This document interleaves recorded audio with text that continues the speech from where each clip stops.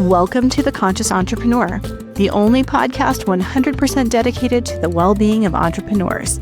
It's where founders come to sharpen their edge from the inside out and lead with clarity, connection, and purpose, without buying into hustle culture or burning out. Hit subscribe right now so you never miss an episode. Let's get started. Debbie, I'm so excited to talk with you today about your incredible book, Loving Your Business.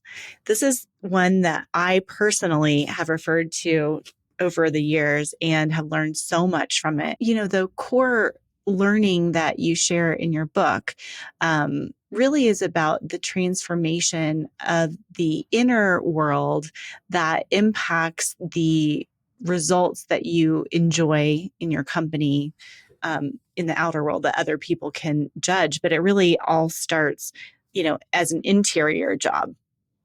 Yes, it is. It's an inside job. And that's why I think consciousness is so important. And I love your mission, the conscious entrepreneur.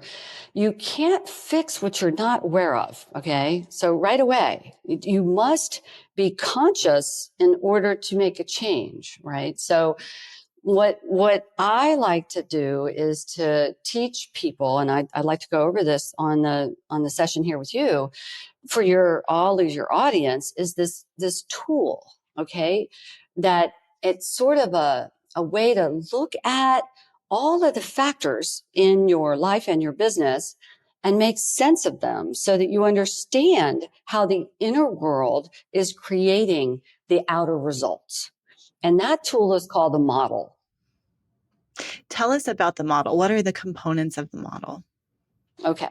So the model breaks everything in the known universe into 5 components. Okay. So that really simplifies things dramatically right there, right? There's the circumstances, which are all the things that happen. Okay. People, events, things that we can't control.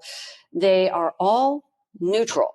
So it's a circumstance is not, my employee stole my client.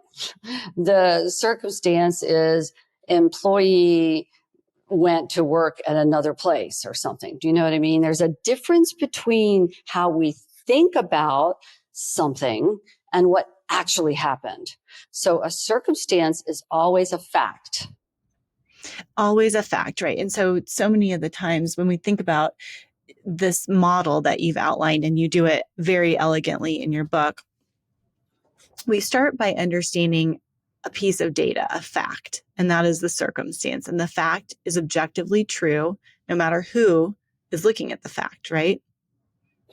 Yes, I like to say, would everyone in the planet be able to see it as a fact, right? And most of the time, if you think about it, that isn't going to be the case, because someone is going to, even if it's the person that's doing the thing that you think is wrong, is going to think that that thing is not a fact. Do you understand? So a fact is something that is irrefutable and could be proven, say, in the court of law. Totally. So we have the circumstance, and then the really interesting next step of the circumstance is the thought, right? Right. So the thought is so different from the story. And the challenge is that the brain has been designed to make meaning. So its job is to make meaning out of circumstances.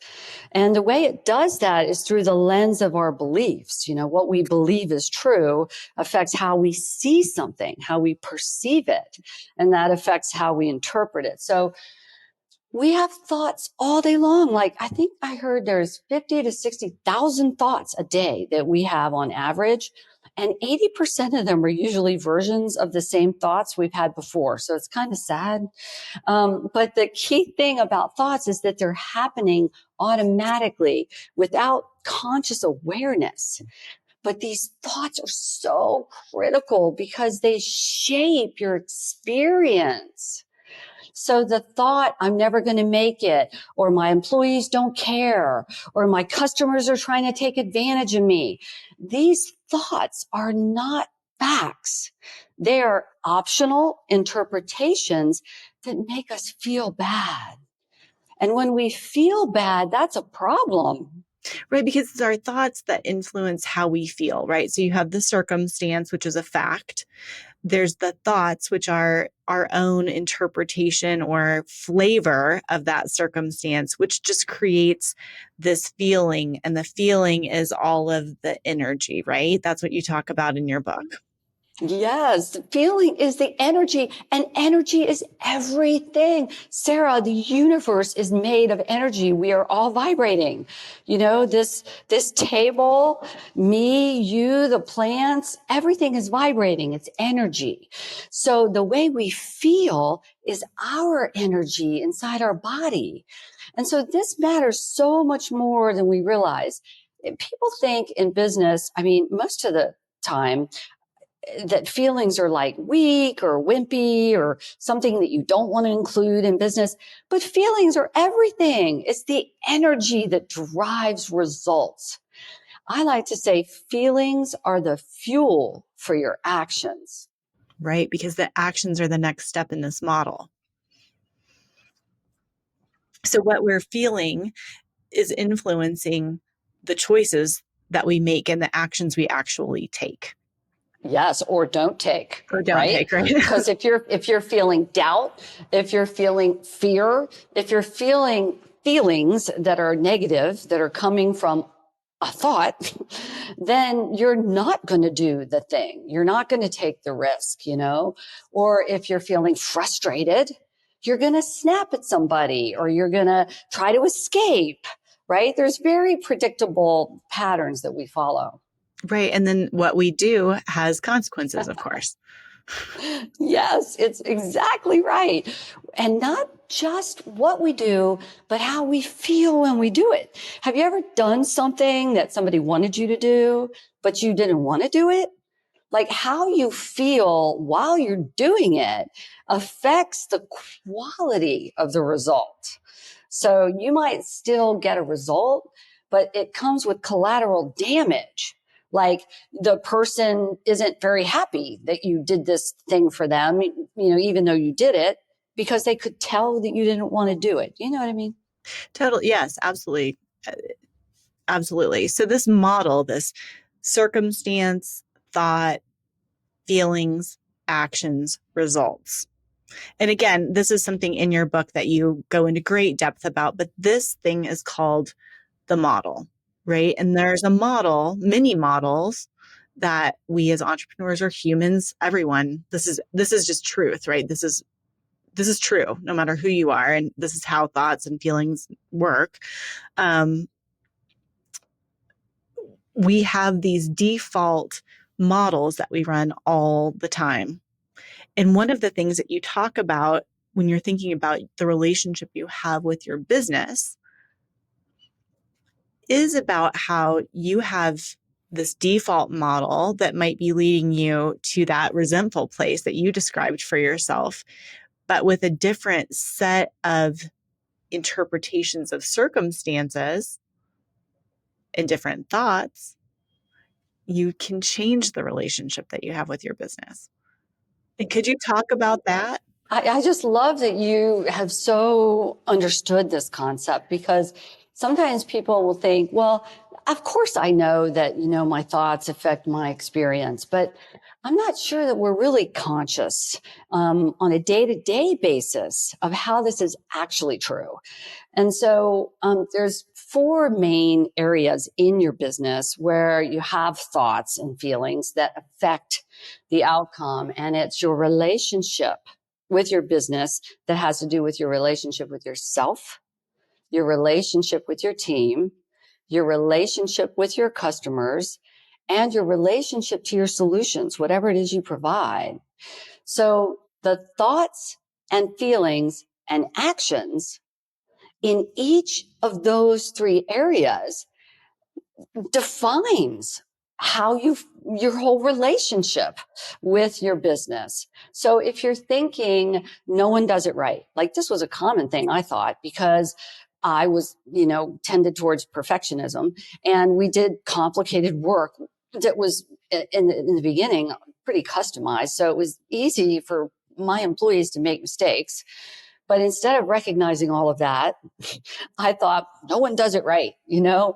And so when you think no one does it right, then you feel frustrated, you know, and then what you do is you take it over and you try to do it yourself, or you overmanage them and criticize everything they do. And you can't really grow a business like that. The people who stay in that environment are not going to be your best people, because that's not a really healthy dynamic, you know? So that's like your relationship with your team. And then your relationship with yourself, the way you think, feel, and treat yourself. You had a recent episode on the inner critic. Like, we are so negative about ourselves, doubting ourselves all the time, thinking we're not doing it right. These things are not innocuous.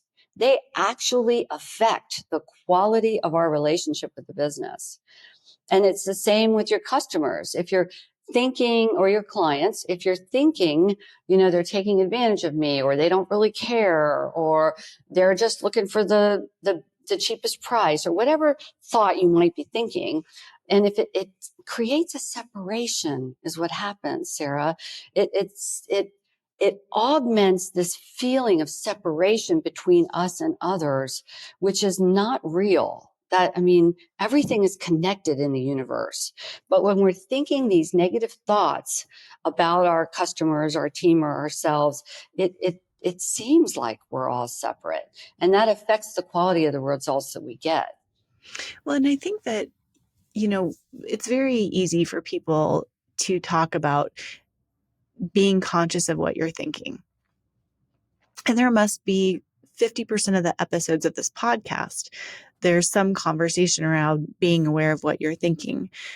But from my experience and my point of view, it's quite difficult to be conscious of what you're thinking and to do it regularly, meaning many, many times a day, let alone, you know, every once in a while.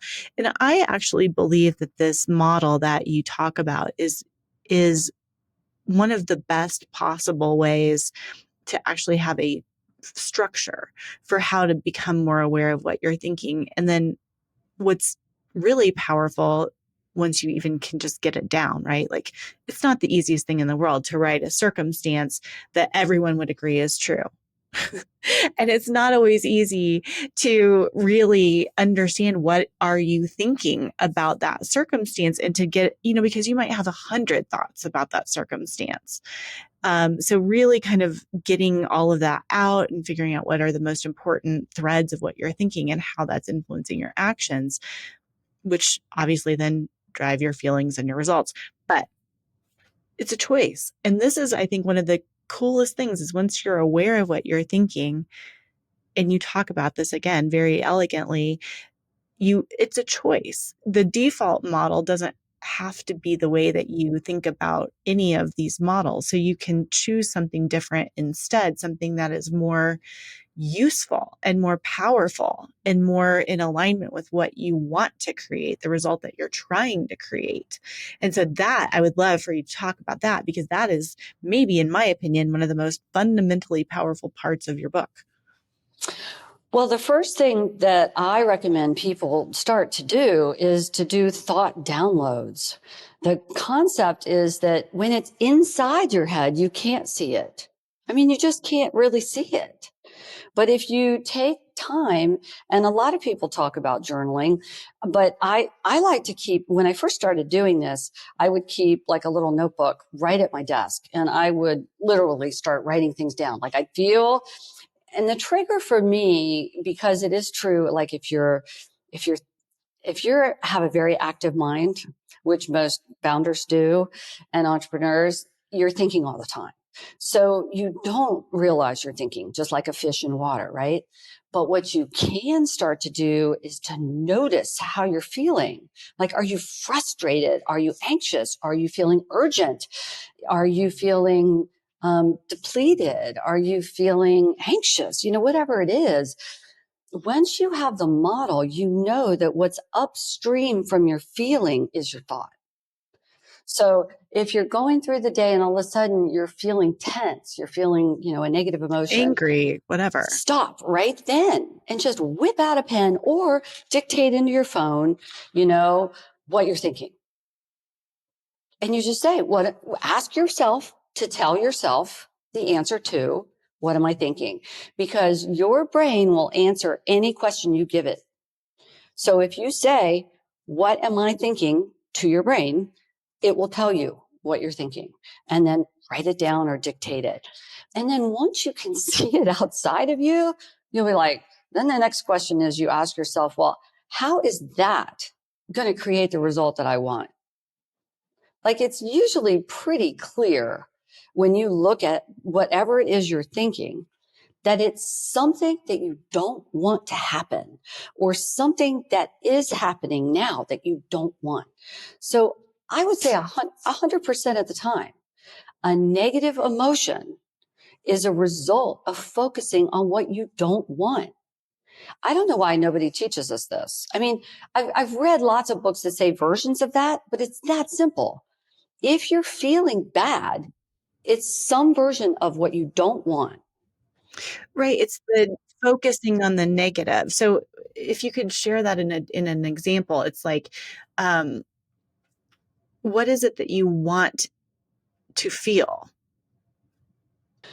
Well, that's a whole very good thread, which we can circle back to, because everything we want in life actually is a feeling. So we think we want the money, the house, the body, the relationship, all these things we think we want. No, we want how we think we'll feel when we have those things. So that's a separate thing. And if you can create that feeling in advance, you can align your model so that you get the feeling that you want before you actually have the result. And that makes the process so much easier. Well, that's the secret, actually, because that's the secret to everything. I love that so much. And I feel like this is so, it sounds so simple, but it is so profoundly impactful if you really can do this. And one of the reasons I wanted to talk to you about this model and get into it in depth is because understanding what you're thinking and being conscientious of what you're feeling is so difficult. And people often say, well, just journal or reflect or meditate or whatever the thing is. This is a structured way of dissecting these things. And so I've even seen people say you can write, a C and then a C for the circumstance and a T for the thought and the F for the feeling. And you can literally write that down to create a structure so you can see how they relate to one another. 100%. That's how I look at it, because I have a data analytics background. I think of it as an algorithm. So it's a formula.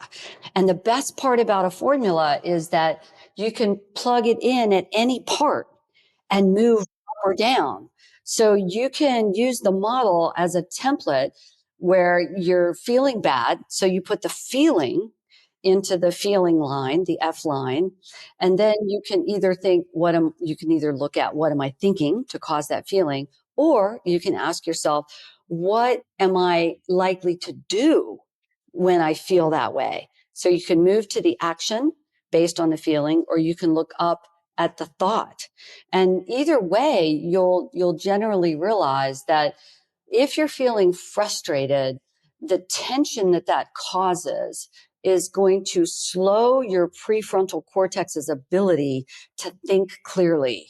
So that's never going to lead to a good action. Like, even if you take an action that might be the right action, it won't be effective and efficient if you're feeling frustrated. Do you understand? It's a Because flavor of the action. It yes, influences the spirit of the action, maybe is another way of saying that.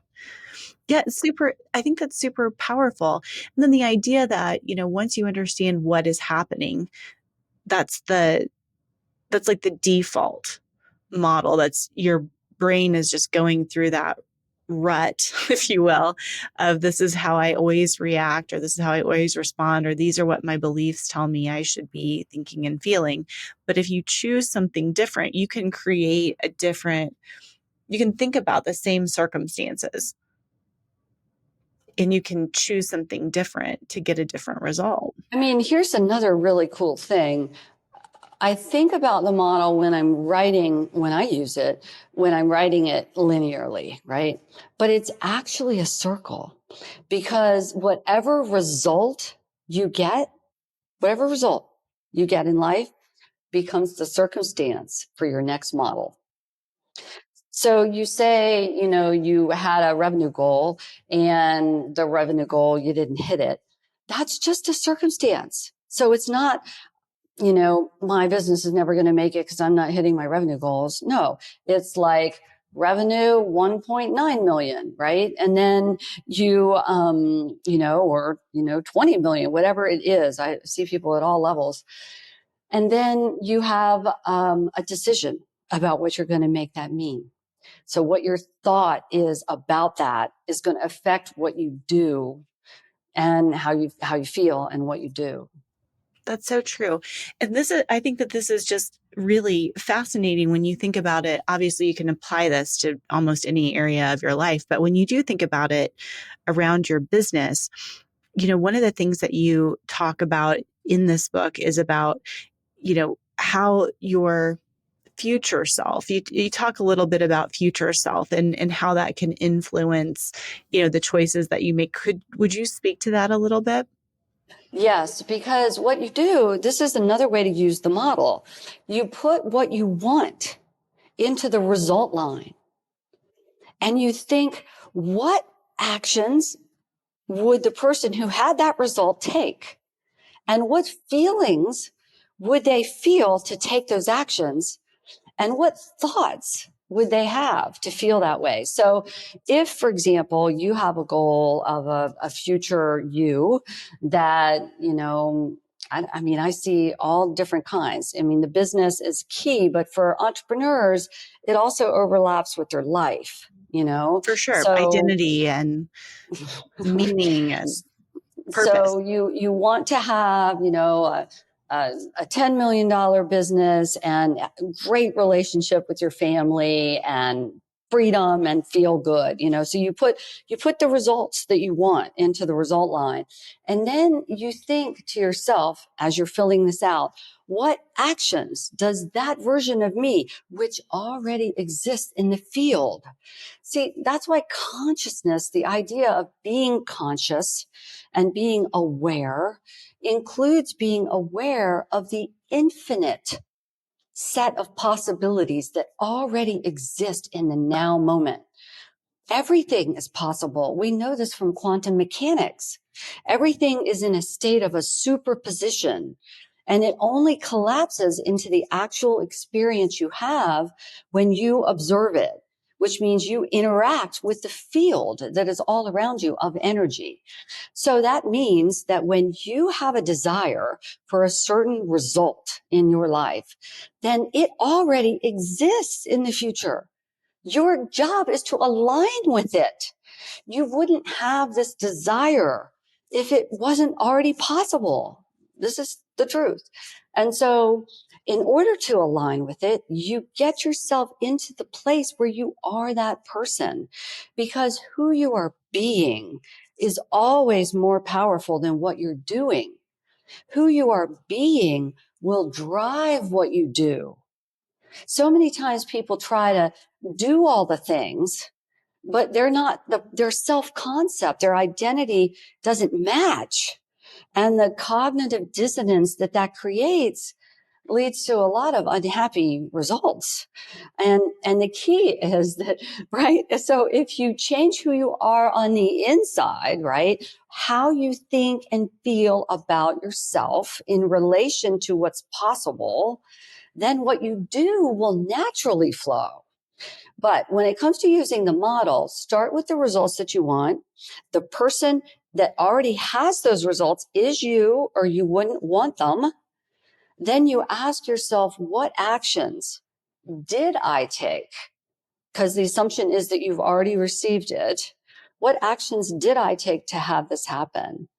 And this is completely outside of yourself. This is one of the levels of consciousness where you lift your awareness up and look down on your life.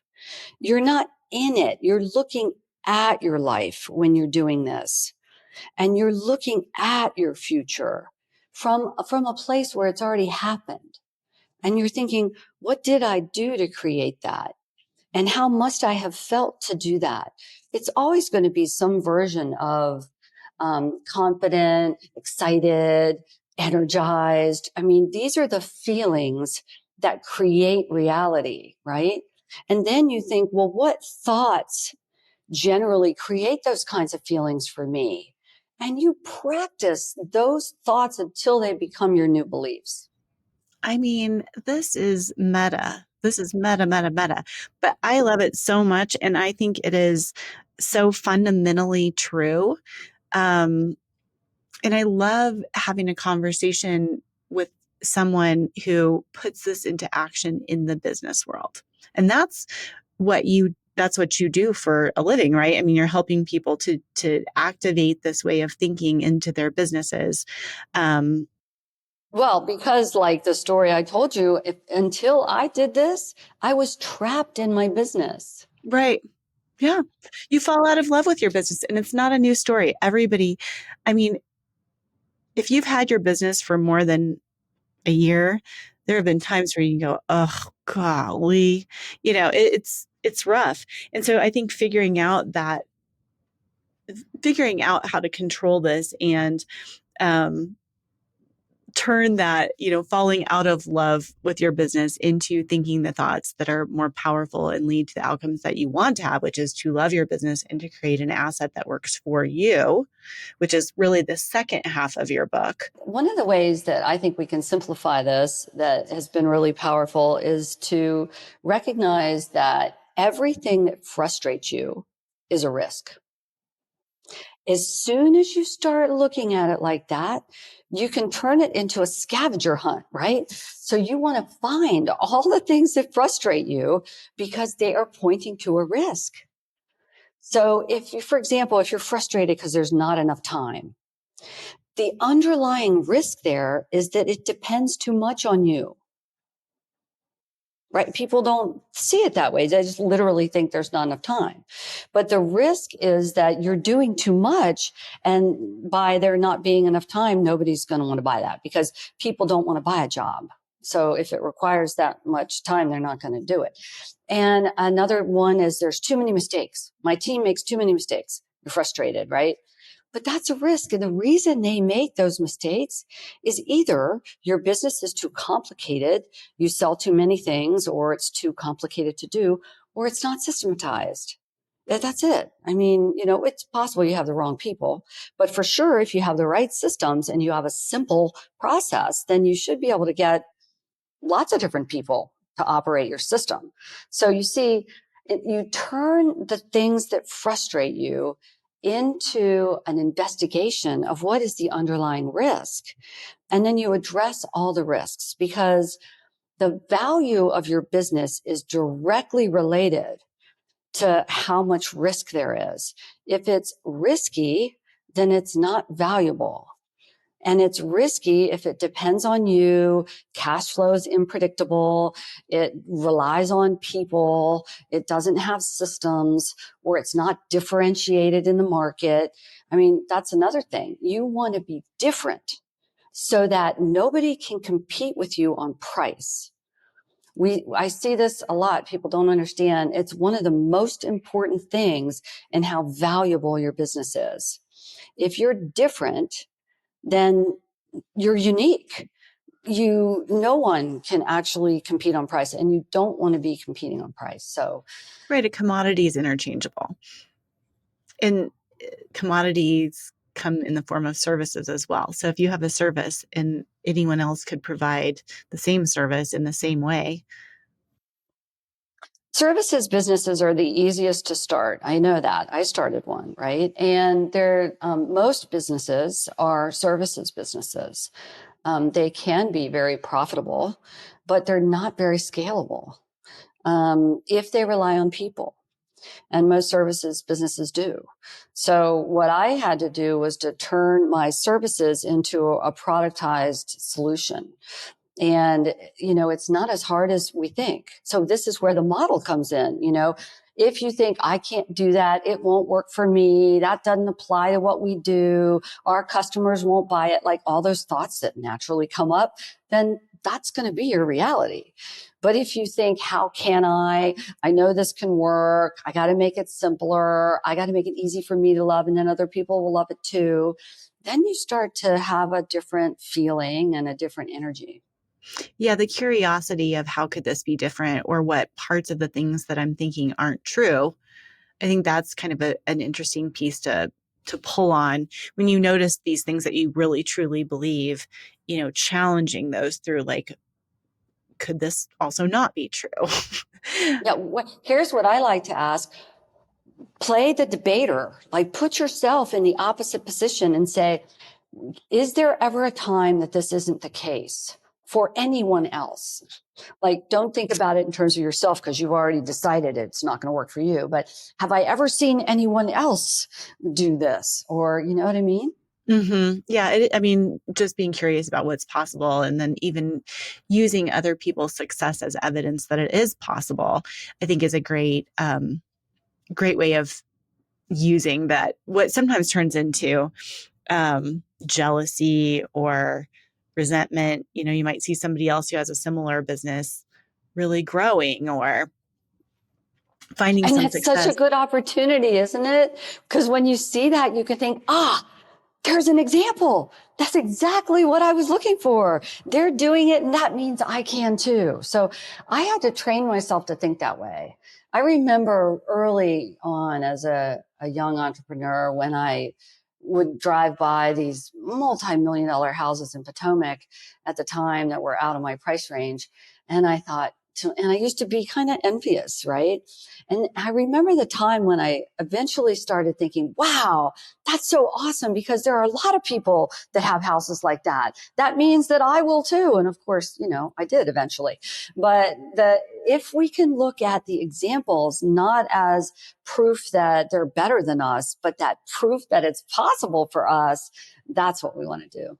That's right. And I think being very conscious, people are very um, resistant to thinking about negative feelings or dark feelings, right? The jealousy feeling or the frustration feelings or the I'm not good enough feelings. And actually spending time with those can be quite useful. 100%, because you're feeling it anyway. So the people who try to like push it down is like pushing a beach ball underwater. Like it is totally going to pop back up again right when you don't want it to. So if you're feeling a negative feeling, you want to look at it like, okay, in a gentle way, like be kind and gentle. Like, unfortunately, sometimes achievers like us, we can take on this idea of the model also as like an achievement. And then we can be really hard on ourselves for noticing what we're thinking and feeling. And that's not the point. It's just to surface the awareness and to notice, what is this signal telling me? What is the signal my body is telling me? Because your feelings come from your body, and noticing how you're feeling as a way to identify what you're thinking. Yeah. In your book, one of the things you talk about is, um, when we're talking about this judgment, really is what we're talking about right now. Um, you talk about people's emotional reactions to data, KPIs, and you talk about drama versus data. Well, the number one mistake, and this is really the root of them all, is that we forget that all results are also neutral. Right. It's a So, circumstance. so, so remember how I said that a result becomes the circumstance for the next model. So if we had a goal and didn't achieve it, that result doesn't mean anything. Nothing other than data about what to do next or what not to do. So what I find that we forget to do as entrepreneurs is to be objective on how we evaluate and iterate. So we don't evaluate like just like oh, okay, so not do that, do this, let's tweak this, do that. No, we're like, I didn't do it right. My team didn't do this. Those customers like were really hard, right? But instead, we look at the result as like, oh, okay, that's just data. And then we decide what we think about it. And what we're going to think about it is, what are we going to do differently? What went well? What do we not want to do? And what did we learn? So we create a structured way to evaluate results that has nothing to do with evaluating ourselves as a human or our team even as a human, but more or less, did we get what we wanted or did we not? That's it. We Right. don't And have if to you have didn't, drama. yeah, and if you didn't get what you wanted, I think one of the big messages here is like, that's not necessarily a bad thing. It means you found whatever you tried didn't work exactly the way that Totally. you thought it would. Um, but you The did create problem is most results. people give up then. They either give up or they radically change. Like sometimes it's just a small thing that you need to change. So this idea, back in the old days with software development, we used to do the whole systems development lifecycle where you'd analyze things forever and then you'd build it and deliver it. And it never was what the customer wanted. And Mm-hmm. then we moved to this agile thing. And that was Right. the thing, because then you're evaluating and iterating constantly. And so that's what you want to do as an entrepreneur. You want to evaluate results and iterate. And it's interesting contextually of where we are in the year, because we are here in October. People are looking down the barrel for, probably planning cycles are beginning to be happening. And, I really like this idea. It's just a little bit of a kinder um, system for looking at all of the results that have happened in your business, or even the goals that you're setting for your business, is to think of them neutrally, as you just were saying, and then try to separate the data from your personal identity, from good or bad judgments that we're making so much. I think that that's really important. And I think you can actually get better results when you can be more neutral.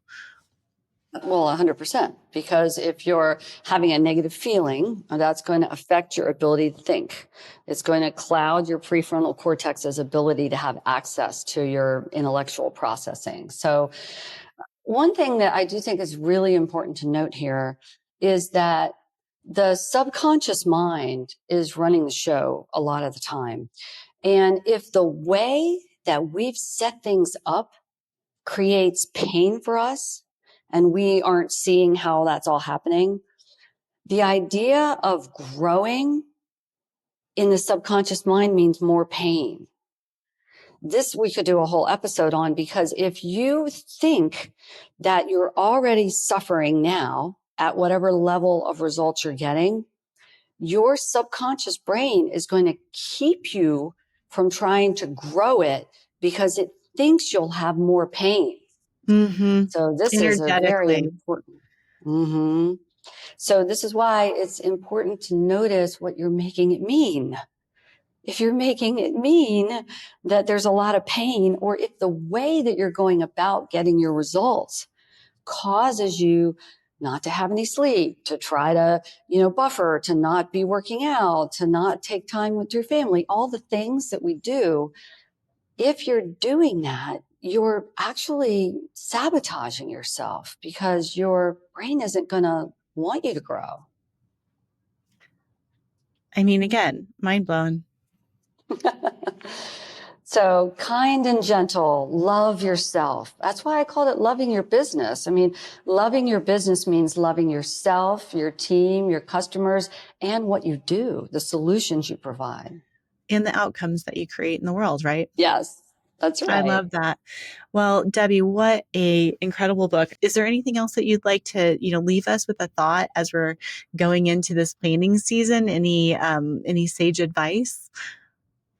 I think the number one thing I would say, Sarah, is that your outer reality is going to be reflecting your inner reality. So the way you think and feel inside affects what you do and what the results are on the outside. So it's a job of becoming aware, becoming conscious, and it's totally within your control. That's the best news. So thank you so much for having me on. I thoroughly enjoyed it. What a great conversation. Thank you so much. Thanks for watching The Conscious Entrepreneur. If something landed for you, will you leave a comment? I'd love to hear what you thought. And if you haven't done it yet, hit that subscribe button so you never miss an episode. Thanks so much, and I'll meet you here next week.